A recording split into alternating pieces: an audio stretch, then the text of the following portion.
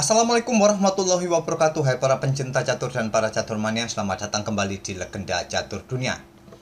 Selamat bagi Magnus Carlsen menjuarai seri ke-9 Chess Champion Tour 2021. Ini adalah kali ketiga Magnus Carlsen menang di rangkaian seri Chess Champion Tour 2021 ini, dan kali kedua Artemiev menjadi runner up. Dengan kemenangan ini kawan mengukuhkan posisi Magnus Carlsen di klasemen akhir Chess Champion Tour sampai 9 seri yang sudah digelar.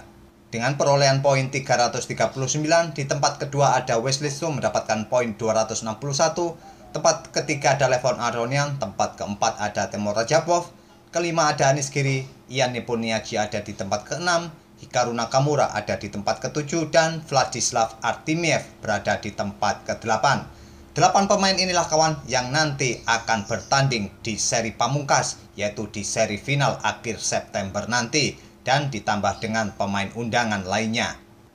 Dan masih kawan, untuk pagi ini kita akan mengulas permainan Magnus Carlsen berhadapan dengan Vladislav Artemiev di matchday kedua babak final. Dan admin pilih game ketiga mereka tadi malam, dan di sini Carlsen kembali bermain dengan putih di game ketiga, bermain dengan pion E4. Nantinya kita akan lihat kawan permainan sisilan dari Artemiev dengan variasi Najdorf tentunya yang dibongkar oleh Magnus Carlsen dengan variasi yang cukup menarik.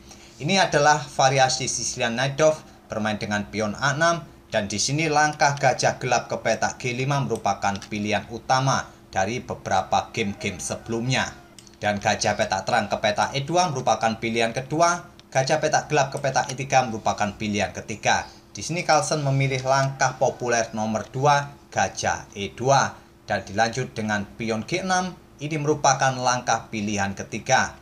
Langkah pilihan nomor 1 adalah memainkan pion E6 atau pion E5.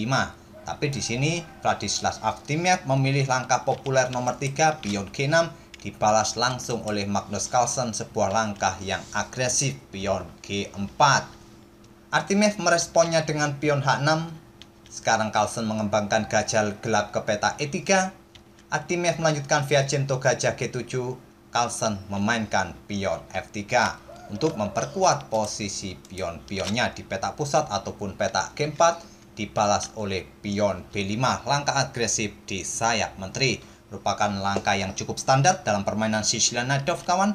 Memainkan pion ini untuk membuka ruang bagi pergerakan gajah di petak B7 atau mendorong kembali untuk menyerang kuda di petak C3. Dan ada 2 game sebelumnya kawan yang memainkan game seperti ini sampai langkah ke-10, di mana 2 game itu melanjutkan dengan langkah menteri ke petak D2 untuk persiapan rokade panjang. Tapi di sini Carlsen menunda langkah pergerakan menterinya kawan. Dia bermain dengan pion A3. Dan kita temui game baru yang belum pernah dimainkan sebelumnya di langkah ke-10 ini. Artemiev melanjutkan pengembangan gajah B7. Carlsen memainkan menteri ke D2, memberikan pressure bagi pion H6 kawan. Jika raja langsung melakukan rokade, maka pion ini akan disikat oleh gajah putih.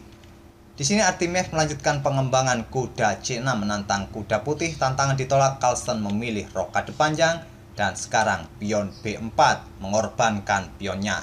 Ini adalah langkah pengorbanan kawan. Walaupun di sini pion ini dijaga oleh kuda, tapi Carlsen pukul kuda C6, dan pion yang ada di petak B4 pun sudah tidak ada menjaga. Nantinya pion A akan bisa pukul pion B4 ini. Tapi jika pada posisi ini hitam memilih langkah pion pukul kuda di C3 dengan tempo menyerang menteri, maka putih akan pukul pion ini terlebih dahulu. Setelah gajah pukul kuda, menteri akan pukul gajah skak, dan pastinya akan ditutup oleh kuda ataupun raja bergerak ke petak F8. Dan posisi putih akan semakin lebih baik. Tapi pada posisi seperti ini kawan, jika putih memilih langkah pertukaran menteri dengan kuda pukul menteri hitam terlebih dahulu, maka ini adalah kesalahan besar. Karena hitam mempunyai tempo untuk pukul menteri putih dengan tempo skak.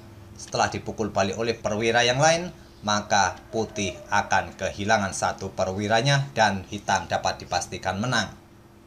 Oke, kita kembali ke permainan aslinya kawan. Pada posisi seperti ini tadi, Artemiev langsung pukul balik kuda putih ini. Pion A pukul pion B4, Carlsen unggul 1 pion, dibalas dengan langkah menteri B8 menyerang pion B4, kuda lompat ke D5. membuka akses bagi menterinya untuk melindungi pion, juga menantang pertukaran kuda. Tantangan diterima di sini Artemiev lebih memilih pertukaran gajah dengan kuda putih, dipukul balik oleh pion E. Dan selanjutnya Artemiev kembali membuat langkah pengorbanan pion A5. Tapi jika pengorbanan pion hitam ini diambil oleh putih kawan, selanjutnya ancamannya cukup serius, kuda akan ke peta E4. Mengancam menteri, juga membuka akses bagi gajah untuk memberikan backup bagi menterinya untuk melakukan skakmat. Dan jika tidak ingin terjadi skakmat kawan, putih akan kehilangan menterinya. Itulah akibat dari menerima pengorbanan pion hitam ini. Pengorbanan ditolak oleh Carlsen, mendorong pionnya maju ke B5. Pion didorong maju ke 4 dan gajah bergerak ke D4 untuk memblokade diagonal peta gelap dari gajah hitam ini, sekaligus untuk mengepin kuda. Jika kuda ini bergerak, gajah yang ada di belakangnya akan tewas. Di sini terlebih dahulu Artemiev melakukan rokade pendek, dibalas Raja Putih bergeser ke B1. Sekarang pion A3 menantang pion B2 untuk membuka lajur A. Tentu tantangan ini ditolak oleh Carlsen, mendorong pionnya maju ke B3. Menteri hitam bergeser ke C8 dan pion C4. Untuk membentuk struktur pion yang cukup solid kawan, di sini Artemiev melanjutkan dengan pion A2 skak. Raja bergeser ke A1. Raja Putih menjadikan pion hitam ini menjadi tameng perlindungan dirinya. Dan beteng hitam digeser ke E8, persiapan pion E5 di langkah berikutnya dibalas dengan langkah beteng ke E1. Pion E5 mengancam gajah, dipukul menggunakan end pasen, dipukul balik oleh beteng, dan gajah bergerak ke D3, membuka tantangan pertukaran beteng. Tantangan ditolak Artemiev memilih memainkan pion D5-nya. Tantangan ditolak oleh Magnus Carlsen, menggeser menterinya ke B2. Menempatkan menterinya satu diagonal dengan gajahnya untuk memberikan tekanan bagi kuda di peta F6. Nantinya baru mungkin Magnus Carlsen melakukan pertukaran beteng di peta E6 ini. Di sini Artemiev melanjutkan pion D pukul pion C4, dipukul balik oleh gajah mengancam beteng. Dan terjadi pertukaran beteng kawan, beteng pukul beteng, dipukul balik oleh beteng putih, dan posisi gajah ini sedang mengincar kuda yang ada di peta F6. Bisa saja kawan, kuda ini lompat ke peta E8 untuk melindungi gajahnya, tapi akan memberikan kesempatan bagi beteng putih untuk bergerak ke peta E7, memberikan pressure bagi pion yang ada di peta F7 ini. Dan tentu saja di langkah berikutnya akan cukup berat tekanan dari putih. Oleh karena itulah pada posisi ini Artemiev menggeser menterinya ke peta D8. Untuk membackup kuda F6-nya juga mengontrol peta E7, dibalas Carlsen dengan pion H4, pion G5 balas Artemiev, pion H pukul pion G5, dipukul balik oleh pion H. Sekarang Carlsen mengorbankan pionnya untuk mengosongkan peta bagi pion didorong maju ke depan mengancam kuda. Tantangan pun diterima, pion G pukul pion F4, pion G5 mengancam kuda. Di sini Artemiev melakukan pengorbanan menteri, pukul gajah di D4. Pengorbanan langsung diterima oleh Magnus Carlsen dan kuda lompat ke G4, membuka serangan bagi menteri putih atau serangan tusuk sate kawan bagi Raja Putih sekaligus. Dan di sini Carlsen mempunyai trik kecil kawan bagi Artemiev dengan pukul pion F7 skak. Jika pengorbanan gajah ini diterima oleh Raja Hitam kawan, selanjutnya Carlsen akan kembali membuat langkah pengorbanan beteng E7 skak. Setelah dipukul oleh raja, maka menterinya bebas dari ancaman gajah dan dapat dipastikan putih menang. Walaupun mempunyai satu menteri, melawan beteng dengan kuda sudah tidak bisa dihindari kekalahan dari hitam ini. Oleh karena itulah pengorbanan gajah ini ditolak oleh Artemiev kawan. Raja bergeser ke F8, sekarang beteng ke E8 skak, menantang pertukaran beteng. Tantangan diterima beteng pukul beteng, sekarang menteri pukul gajah G7 skak. Raja pukul menteri, gajah pukul beteng, dan kita temui permainan endgame gajah versus kuda kawan, dan Carlsen unggul satu pion. Tapi di langkah berikutnya tentu saja pion ini akan disikat oleh Raja Putih dan putih akan unggul 2 pion. Posisi kuda pun sangat jauh dengan pion B yang dimiliki oleh putih. Walaupun sama-sama mempunyai pion yang tinggal 3 petak lagi kawan untuk promosi, tapi kemungkinan pion putih akan lebih bebas untuk promosi menteri. Di sini Artemiev melanjutkan dengan mendorong pionnya ke F3. Begitu juga dengan Carlsen mendorong pion B6, sekarang kuda lompat ke E3. Karena jika tadi pion ini tetap didorong maju ke F2 kawan, tentu saja mudah bagi gajah untuk menghadang pergerakan pion. Oleh karena itulah, Artimiev memainkan kuda ke peta E3 ini.